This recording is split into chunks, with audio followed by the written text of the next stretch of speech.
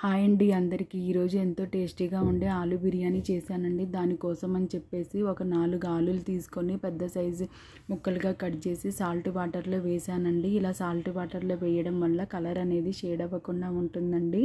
అందుకని ఇలా సాల్ట్ వాటర్లో వేసాను. ఇప్పుడు వేరే బౌల్లో ఆలు ముక్కలు తీసుకొని 4-5 పచ్చిమిర్చి గ్రైండ్ చేసి వేసుకున్నానండి. కొద్దిగా కొత్తిమీర వేసుకొని 2 స్పూన్లు పెరుగు వేసుకోవాలండి. అంతే 1 స్పూను సాల్ట్ వేసుకొని 1 స్పూను జింజర్ గార్లిక్ పేస్ట్ వేసుకోవాలి. కొద్దిగా కారం వేసుకొని కొద్దిగా ధనియాల పొడి కూడా వేసుకొని మిక్స్ చేసుకొని ఒక 20 మినిట్స్ వరకు పక్కన పెట్టుకోవాలండి.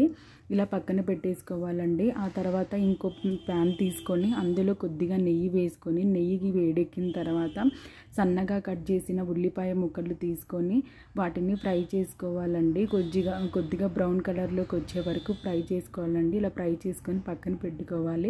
ఇప్పుడు వేరే ప్యాన్ తీసుకొని అందులో 1 స్పూను నెయ్యి కొద్దిగా ఆయిల్ వేసుకొని 3 ఎలాచి 4 లవంగాలు ఇంకా కొద్దిగా మనకు బిర్యానీ ఆకు బిర్యానీకి సంబంధించిన అన్ని ఐటమ్స్ వేసుకోవాలండి. అవి కొంచెం వేడెక్కాక కొద్దిగా కొత్తిమీర వేసుకొని ఒక 2 మినిట్స్ వరకు కాసేపు ఫ్రై చేసుకోవాలండి. ఇలా చేసుకున్న తర్వాత 4 గ్లాసెస్ వాటర్ తీసుకున్నానండి. నేనైతే 3 కప్స్ రైస్ తీసుకుంటాను, అందుకని 4 గ్లాసెస్ వాటర్ తీసుకున్నానండి. ఇలా మీడియం ఫ్లేమ్లో పెట్టుకోవాలి. కొద్దిగా సాల్ట్ కూడా యాడ్ చేసుకోండి.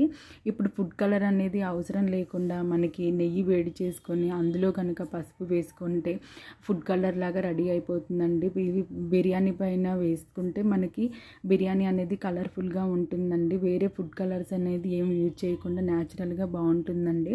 ఇప్పుడు 3 కప్స్ రైస్ తీసుకొని వాటిని 2 టైమ్స్ వాష్ చేసుకొని ఒక 10 మినిట్స్ వరకు పక్కన పెట్టుకోవాలండి. పక్కన పెట్టుకోవాలి. ఈలోపు మనకి వాటర్ కూడా రెడీ అయిపోతాయండి. ఇవి చూసారా వాటర్ మరుగుతుంది. ఇప్పుడు నానబెట్టిన రైస్ వేసుకొని 70% వరకు బాయిల్డ్ అయ్యేలా చూసుకోవాలండి. 70% వరకు బాయిల్డ్ అవ్వాలి. ఇందాక మనకు పక్కన పెట్టిన ఆలు అదంతా తీసుకొని ఇప్పుడు ఒక ప్యాన్లోనే ఆయిల్ వేడెక్కిన తర్వాత ఇవి కొంచెం వేయించుకోవాలండి.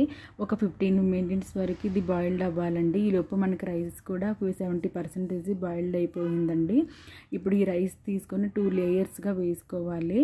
ఇప్పుడు ఈ రైస్ని కొద్దిగా యాడ్ చేసుకోవాలండి. వేసుకున్న తర్వాత లేయర్ కంప్లీట్ అయిన తర్వాత ఇందాక వేయించుకున్న మనము ఆనియన్స్ కొద్దిగా కొత్తిమీర యాడ్ చేసుకొని ఇప్పుడు మిగిలిన రైస్ కూడా పైన పెట్టుకోవాలండి.